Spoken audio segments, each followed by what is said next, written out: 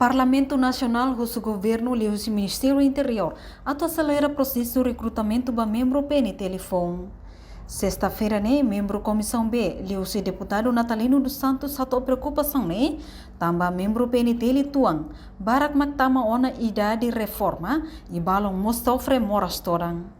Nesse assunto, relaciona com o aniversário existência da Instituição Polícia Nacional Timor-Leste. Badala Ronolo Racing Lima, Nebemono e Loron Ronolo Racing Hito Fulang Março, cada tinang, desde estabelece e a tinang rihurua.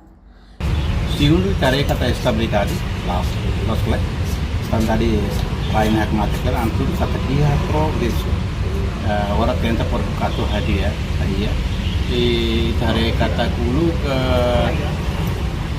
kulu ke ita quando vai posto serve e lamentações para mas agora começa a ir na posto terceira começa a ir mudanças e começa a construção pomba posto UPF e a fronteira aquilo que está aqui de progresso agora onde está tudo subawa ini hanya preocupações makna lalai salo recrutamento ba efetivo comparado completa be número agora kami porque tarefa kata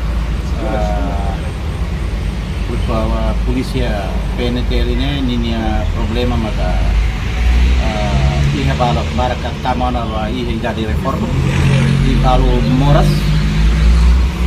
moras permanen juga nemos po impacto ba polícia kalau sirane serviço também nemos ka preocupações kami yang atusu para lalais comando PNT do Ministério Interior kalau na recrutamento da agora. Representante povo e a parlamento reconhece e há progresso para que a instituição PNT atinge, foi estabelece, mas precisa halo ajustamento para processo promoção niang.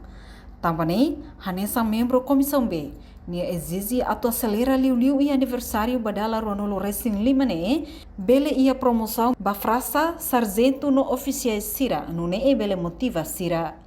Reportagem Melda Fátima, televisão Timor Post.